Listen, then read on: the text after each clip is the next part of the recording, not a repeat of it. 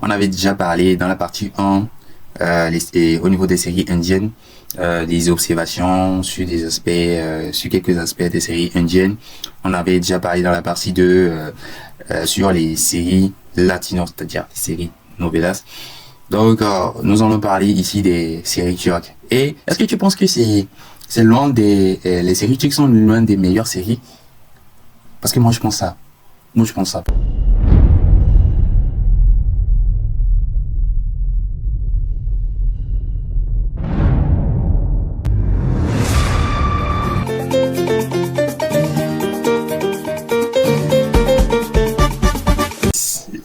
C'est inclus déjà dans le scénario. Depuis même ils font. Ben, vous allez constater, ce qu'ils font, c'est que quoi? Ils essaient de créer l'opinion du public. Franchement, ils essaient de laisser des buzz. Vraiment des buzz. Ouais, c'est vrai que c'est une stratégie de communication. Même au niveau des séries indiennes, ils ont leur manière de laisser des buzz après les séries. Au niveau des séries latino également, ils laissent des buzz parce que le public est là, les spectateurs sont là, ils en parlent et tout. C'est que dans leur série, ils font parfois que l'acteur ou l'actrice meurt. C'est-à-dire, il n'y a pas une fin heureuse. Parce que quand nous voyons une série, nous attendons à une fin heureuse. Parce que tout commence bien et finit bien. Ouais. Au milieu, il y a des séquences un petit peu malheureuses et tout. Ouais, ça, on l'accepte dans une série. Voilà, il y a toujours des éléments perturbateurs et tout pour mettre du piment dans les séquences. Ouais, c'est normal et on l'accepte. Mais il nous délivre parfois des fins malheureuses. Si je prends par exemple quelle série Amour éternel. Voilà, Amour éternel. Et je pense que euh, je pense que Nian c'était Nian? Oui, Nian, oui. Nian est resté seul avec son enfant. Nian est resté seul avec son enfant, Kamal ainsi que Emir. Voilà. Emir était l'élément perturbateur, mais il est mort à la fin. Ouais, ça, c'est une tradition. Donc, on sait très bien que le méchant meurt à la fin. Maintenant, Kamal, qui était l'élément co-principal, est mort également. C'est-à-dire, il n'y a pas de fin heureuse. Donc, nous pouvons le remarquer également Au cœur de la ville. Au cœur de la ville, je pense que je me rappelle plus trop du nom de la fille, mais la fille a été tuée. Je pense que c'était par son père. Tuée par son père. Et c'était pas fait exprès et tout. Ça a mis beaucoup d'opinions du public là-dedans et tout. Ça a créé beaucoup de buzz. Et à la fin, c'était je me rappelle pas parce que ça fait très longtemps que j'ai vu cette série, mais juste que je garde le scénario général en tête, ce qui s'est passé, la fin. Donc, je pense que c'est comme ça que ça s'est passé. Si vous avez déjà vu cette série-là, essayez de me raconter un petit peu, voilà, si j'ai une bonne mémoire ou, je sais pas, je veux le savoir là. Si j'ai une passion ou pas, je veux le savoir là. Donc, essayez de dire comment ça s'est passé et tout. Est-ce que les constats que je fais, est-ce que ce sont des constats qui sont pareils chez vous? Si vous vous rappelez des fins de ces séries, est-ce que c'est comme ça s'est passé?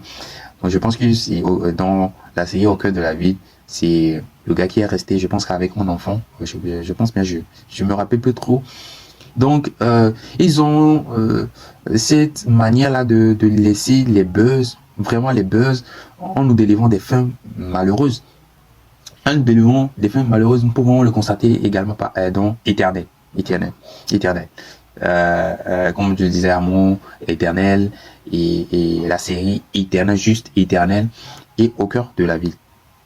Et il y a plein d'autres séries également. Ils le font, toujours ils le font. Donc je pense que ces scénarios sont vraiment intelligents. Ils essaient de nous apporter quelque chose une réalité. C'est la raison pour laquelle je dis toujours les séries, quand vous voyez les séries, c'est pas seulement l'imaginaire, mais il y a aussi des réalités qui sont là-dedans et qu'on peut apprendre de ces réalités, tout ce qui se passe. C'est pas que tu es la bonne personne, tu vas rester en vie. Non. Quand tu es la bonne personne et que tu prends les mauvaises décisions, ça aura des répercussions. C'est aussi euh, parfois nous pensons que les méchants, donc, parce que c'est pas seulement l'élément perturbateur qui est le méchant. Il y a des micro-méchants des micro-éléments perturbateurs dans la série qui donnent du piment vraiment à la série. Et nous pensons que ces gens-là vont mourir également, mais ces gens-là ne meurent pas, mais finalement reconnaissent leurs erreurs et changent de comportement. Donc, c'est une réalité aussi. Et au niveau des scénaristes et tout, je pense que c'est une très très bonne stratégie de promotion, de communication, de marketing de leur projet. Et vraiment, ils ont eu beaucoup de résultats. Je pense que à la fin de Amour éternel, il y a eu beaucoup d'opinions publiques. Les gens ont vraiment critiqué sur les médias. Les gens ont vraiment critiqué. Ils ont dit non, que non, normalement, Carmen ne devait pas mourir avec Amy. Non, ils ont mal fait. Ils n'ont pas bien construit la série. Non, non, c'est pas comme ça. Nian ne devait pas rester seul et tout. Donc, c'est ce qui fait promouvoir. Ce que vous ne savez pas, c'est que c'est ce qui fait promouvoir ces séries-là. Parce que à partir du moment où les gens en parlent, il y a d'autres personnes qui se disent ouais, mais c'est qu'il y a beaucoup d'opinions par rapport à cette série. Mais je vais aller voir ce qui s'est passé et tout. Les gens vont voir ça et tout. Et c'est ce qui a grandi la série. C'est ce qui étend la série sur d'autres territoires également. Et ça facilite la promotion et tout. Donc, je pense que c'est une meilleure stratégie de leur côté. Parfois, ce qu'on entend, ils ne nous livrent pas ce qu'on entend, mais c'est ce que eux, ils ont dans la tête qu'ils nous livrent. Donc, nous sommes des consommateurs, non. Il faut juste seulement être spectateur et donner ses avis par rapport à ces séries-là. Parce que c'est grâce à ces scénaristes qu'on a ces séries, qu'on a ces histoires dans les séries. Donc, je pense que c'est une meilleure stratégie, comme je le disais. C'est une meilleure stratégie et ça a créé beaucoup, et au cœur de la ville également, après la série, ça a créé beaucoup d'opinions. Parce que l'année où ils ont fait la série, où ils ont fait sortir la série, peut-être ce n'est pas en cette même année, toi tu l'as vu. Si je prends par exemple la Turquie, peut-être l'a vu en telle année, et 5 ans après, la Belgique le voit, ou bien la télévision belge diffuse en Afrique également. Et il y a des opinions publiques à chaque instant. Parce que en année, parce que ce n'est pas la même année, le monde a vu cette série. Non. Ce sont des années, 5 ans après, peut-être ce pays, ça a créé des polémiques également. Peut-être l'année qui a suivi et tout, c'était le pays, c'était le continent, c'était donc ça a créé beaucoup de choses en fait. À partir de ce moment où telle chaîne de ce pays commence à diffuser et tout, ouais, je sais pas si vous comprenez ce que je dis. Donc, ça tient beaucoup de la promotion et tout. Donc, c'est ce qui nous, c'est ce qui nous, c'est ce que nous aimons également. Mais après tout ça, ça nous a triste. Ça nous a triste. Ça nous a triste vraiment d'attendre à une fin heureuse et tout. Mais finalement, non. Et je pense que c'était la plus courte série, hein, que moi j'ai vue parmi les séries turques au cœur de la ville. C'était la plus courte série. Ouais, au cœur de la ville, c'était ça, ouais. Donc, voilà, qu'est-ce que vous en pensez des séries turques et tout? Est-ce qu'ils sont les meilleurs? Parce que moi, je kiffe tellement, que ce soit au niveau des actrices, des acteurs et tout, et les scénaristes, moi, j'aime vraiment. Et qu'est-ce que vous en pensez de ça également? Qu'est-ce que vous en pensez des constats au niveau de euh, cette troisième partie? Et voilà, qu'est-ce qui vous chamboule? Ou bien il y a d'autres personnes qui sont vraiment passionnées par ça, hein, pas des fins malheureuses.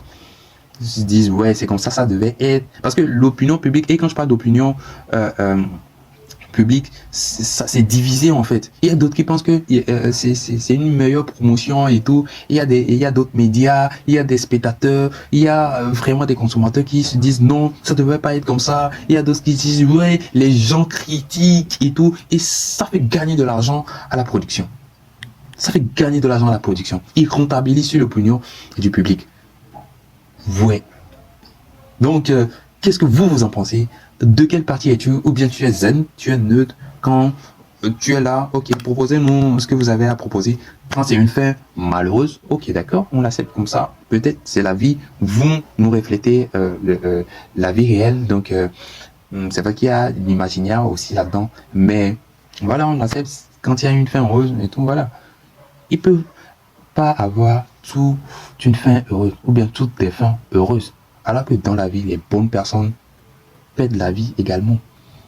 Vous voyez? Donc, il faut encore une réalité qui va être inclue dans le scénario. Donc, c'est ce qu'ils nous font comprendre en fait. Que voilà, telle personne et telle personne pour nous montrer. Alors, on se dit ciao ciao pour des prochaines réactions et merci. Si tu n'as pas encore regardé la partie 1, va regarder la partie 1 et dis-moi ce que tu en penses là-bas au niveau des séries indiennes et dis-moi ce que tu en penses au niveau des séries latino parce que tout cela, comme je le dis, font partie de l'agglomérat novelastique. Donc on se dit ciao ciao, merci à tous, merci.